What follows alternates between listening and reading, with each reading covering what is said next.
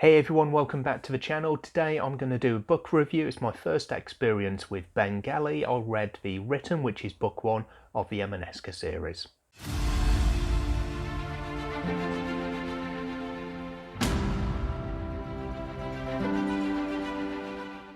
So The Written is the debut novel from Galley, and it kind of seems a little bit strange to me to say that because he is such a well-known and respected author, especially within the self-published community in fantasy. The first book in the Emaneska series, though, The Written, was actually, written over 10 years ago, and since then Galley has had great success with a number of different titles, and I'll leave a link in the cards up in the top corner to one of my recent indie author showcases where Ben kindly talked us through the various books that he's written.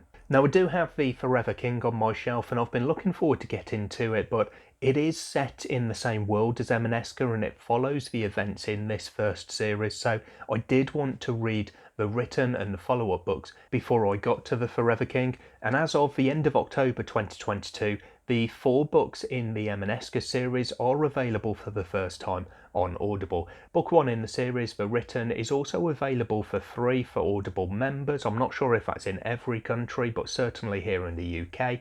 I was able to pick this one up for free, so it's the perfect time to start the series and see what it's all about, which is exactly what I did. So I'll start with a brief note on the audio. It's narrated by Stephen Cree, who some of you may know from Outlander, among various other acting credits. I really enjoyed his narration. I thought he had such a soothing voice that perfectly fits this kind of epic fantasy, but he also has the right level of intensity where required and a good range of character voices. And I'm very happy that he'll be my guide through the remainder of the series, because I definitely intend to continue this one, and of course a good narration makes a world of difference. For the book itself, I also really enjoyed the story. There's some great characters here, an interesting world and magic system, and plenty of intrigue and betrayal. In this world you have all sorts of fantastical creatures, and to list all of the dragons, worms, vampires, lichens and various other things, it can sound a bit almost off-putting, a little bit too much, but I didn't feel overwhelmed by them at any point. I thought that they were all kind of in proportion given the scale of the world and of the story they appear in. The idea behind the magic's not necessarily unique, but it is still cool.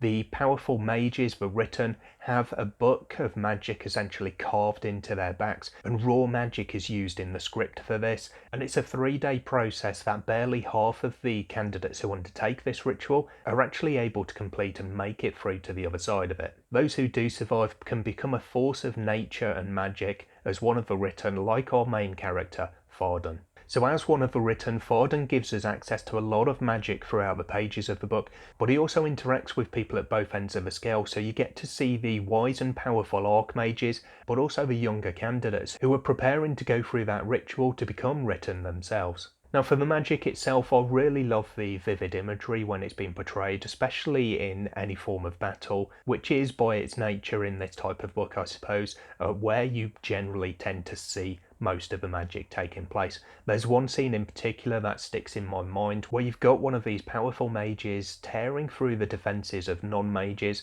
and the visualisation of this that I had was just epic, and it really brought to my mind a scene on the Profundity at the end of the movie Rogue One.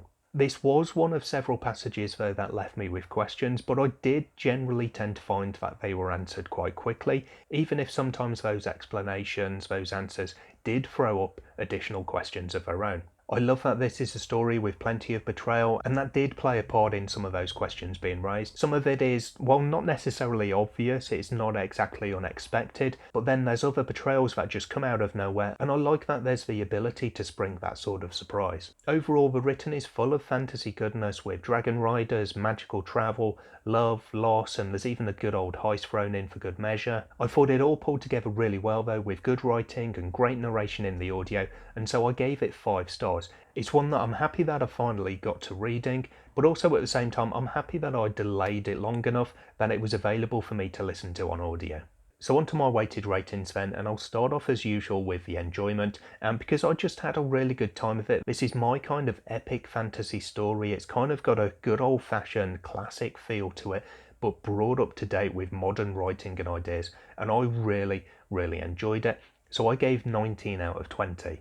The world building was good, and I'm expecting to see more of this in the remainder of the series, so I'll probably expect this score to increase. But I started out with book 1 getting 17 out of 20 because there were some really good things in here, some really good ideas. I particularly like the magic, but all of the different aspects of the world all pulled together quite nicely and all seem to fit quite naturally in this world that's been created. The characters I've given 16 out of 20. We had some really interesting characters here. I did like Farden as our main character, and some of the others that he interacted with. I'm not going to go into names because some of them come into the betrayals, but I really liked those interactions and how you can see the relationship being twisted as the betrayals come to the fore and how those betrayals make Farden feel. So I thought that was all really well tackled overall and led to some really interesting character development. For the plot, there are a few different elements here, but I liked them all together. It formed a coherent story, which I was definitely on board with, so I've given this one 17 out of 20. And for the writing style, I thought it was actually really good. It's my type of writing. You sometimes find with a debut that it can be a little bit kind of rough around the edges, but this one did seem quite well polished for me. I didn't find any issues with the writing, and because it's really the sort of writing that just sings to me and that I just feel really at home with, I gave this one 9 out of 10. For the pacing, I thought again this was one that was really well done. I do like a quick pace in my stories, and I thought here that we had a good quick pace, but it did have that correct balance where it slows down where it's required to slow down. So I thought it was a really good job overall, and I gave 4 out of 5. And then for the discretionary, I've given 3 out of 5. I do like the cover on this one. It's not necessarily my normal kind of go-to style, but I like it. And what I like the most about it as well is that it forms almost a brand. You've got the same kind of theme throughout the series, and also with the follow-up series starting with the Forever King. So there's that side of things. There's also inside the books, I do have a digital copy of this as well. You do have a map, and it's quite a nice one to look at. But also I've given those extra points because it was a really good audio that I very much appreciated. So that overall gives a very nice score of 85% for the written by Ben Galley and puts it at equal 19th in my Hall of Fame. So there's some really great titles around there, and I'm really hoping that the second, third, fourth books in this series really build on what I've got here in the written and make this one of my favourite series overall. So that's my quick review anyway of the written by Ben Galley book 1 in Emaneska. I really enjoyed the book. I hope you enjoyed me talking about it, and if you haven't read this one already, I definitely recommend going out and taking a chance with it. Let me know in the comments down below if you're one of those people who's interested in reading this one. What are you looking forward to? What are you expecting? Or if you've read it, what did you think of it? I'd like to hear. As usual, you can find all the social media and support the channel links in the box below this video. I hope to catch you in the next one sometime soon, but until then, as always, take care of yourselves, read some good books. Bye for now.